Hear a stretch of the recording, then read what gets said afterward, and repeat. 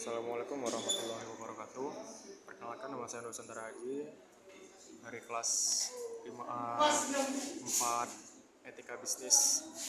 Saya akan menjelaskan sedikit mengenai materi saya presentasi tadi, yaitu Good Corporate Governance atau GCG. GCG adalah sistem data kelola perusahaan yang mengatur hubungan antara manajemen, dewan komisaris, pemegang saham, dan pemangku kepentingan lainnya agar perusahaan dikelola secara transparan, akuntabel, bertanggung jawab, independen, dan adil. Terus tujuannya untuk memastikan perusahaan berjalan secara etis, efektif, dan berkelanjutan. Terus ada tujuan penerapan GCG. Tujuan utama penerapan GCG adalah yang pertama itu meningkatkan kinerja perusahaan secara efisien dan profesional.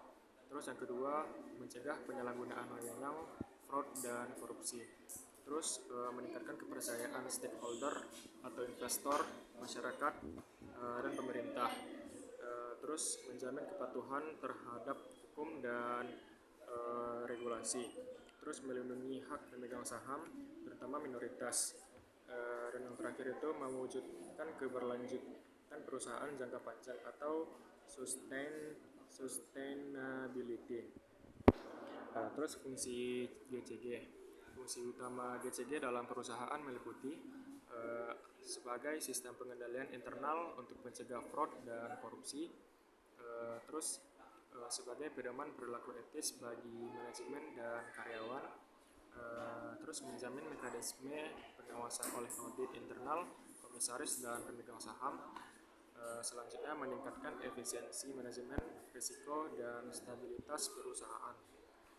Dan yang terakhir itu menjadi dasar dalam pengambilan keputusan yang transparan dan dapat dipertanggungjawabkan. Terus ada prinsip GCG. Secara umum terdapat 5 prinsip utama GCG yang menjadi pedoman dalam tata kelola perusahaan. Yang pertama itu ada transparansi. Transparansi penting untuk mencegah manipulasi data dan menciptakan kepercayaan antara perusahaan dengan pihak luar.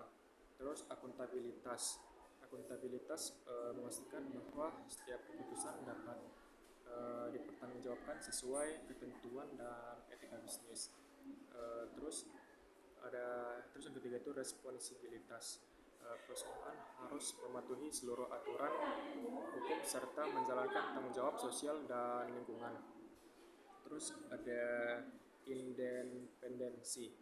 Independensi memungkinkan perusahaan mengambil keputusan secara objektif.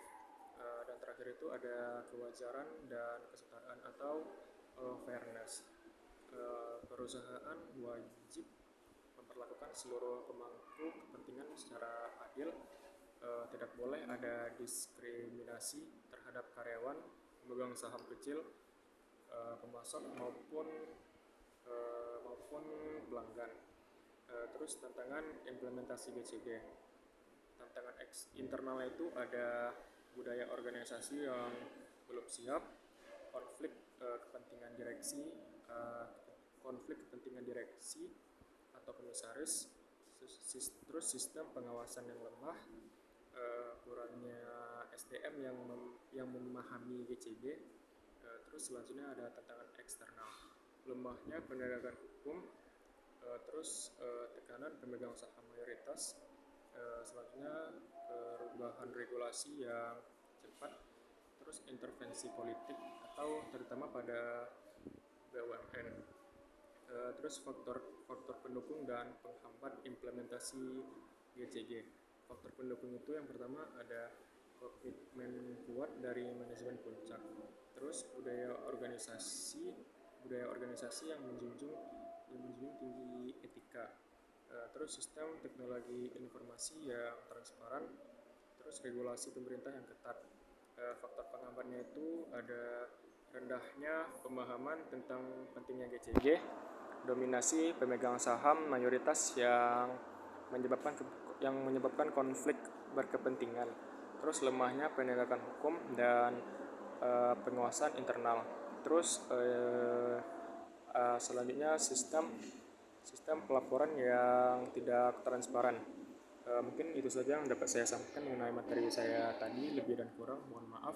Wabillahi taufiq wal hidayah. Wassalamualaikum warahmatullahi wabarakatuh.